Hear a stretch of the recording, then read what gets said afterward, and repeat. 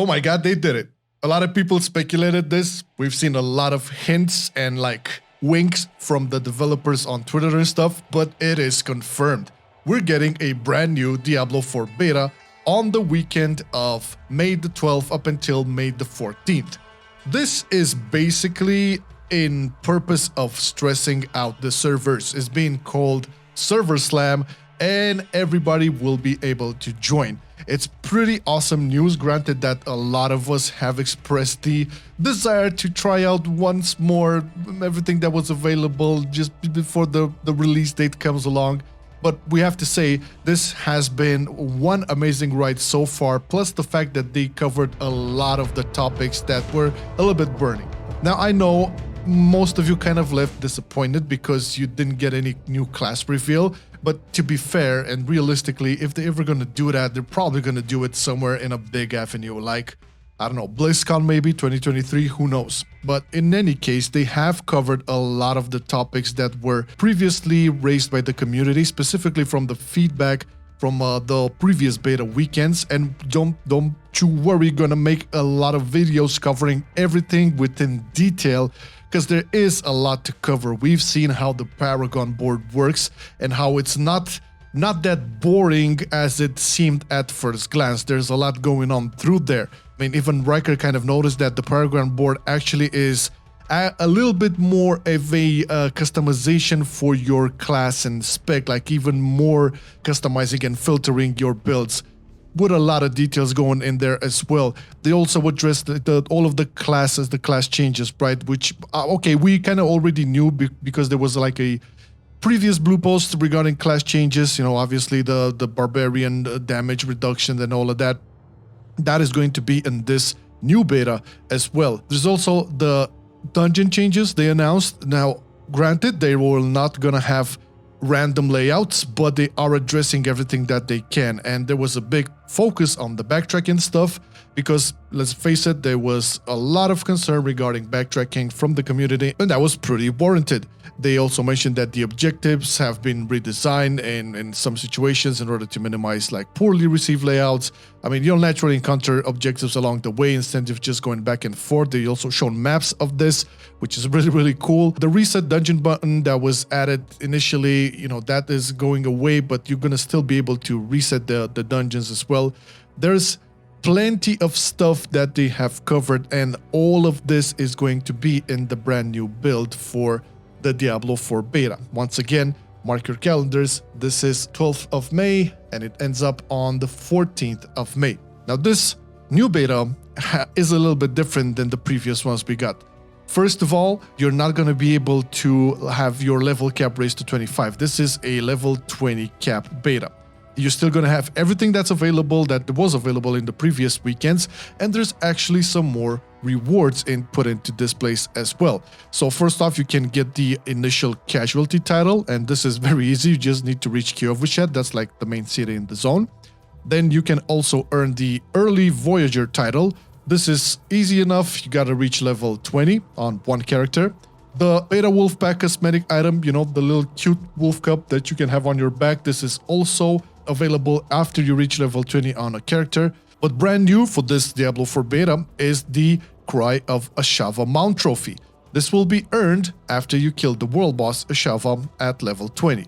So here is the thing, we haven't seen this just yet in the previous betas, but apparently you're going to be able to get a lot of trophies that will be placed on your mounts. These are all cosmetics, they don't give you any player power or anything like that, but it's really cool to see. I mean, if you look at it, it's like, man, if they're going to expand on this, it's going to be really awesome.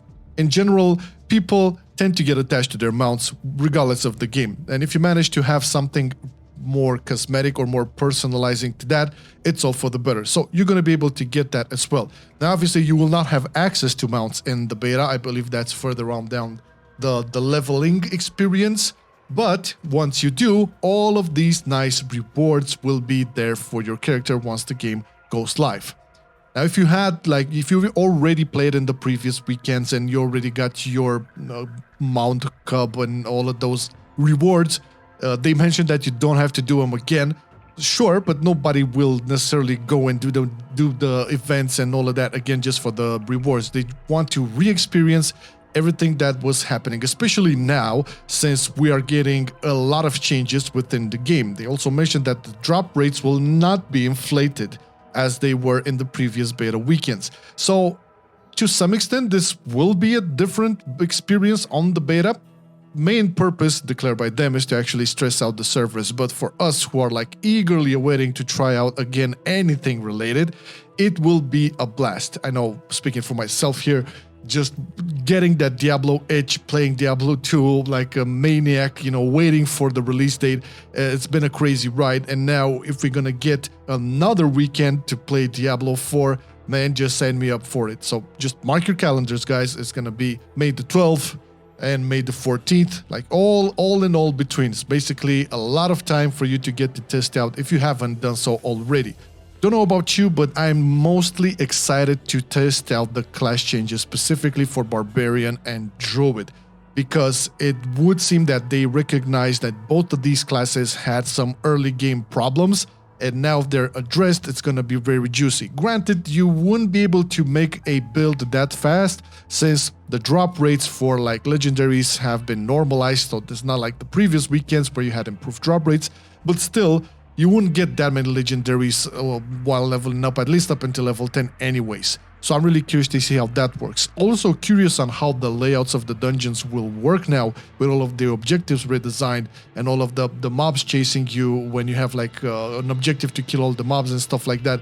I want to see if this not randomizing layout philosophy is paying out, because at the end of the day, I'm a firm believer that one of the core Diablo experiences is the randomness of the levels of the map. This was like from the inception of the game, back from the David Brevik days, and I was kind of sad to see it not being a thing in Diablo 4.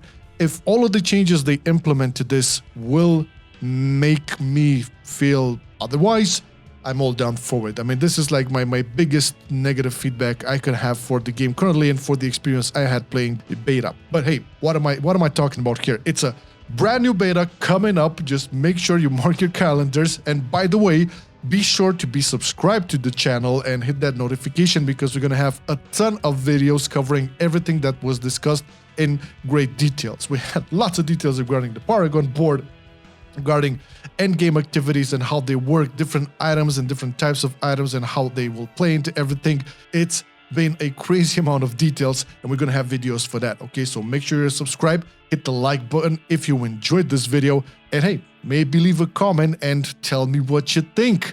Are you excited? Are you gonna play on May the 12th, May the 13th, May the 14th?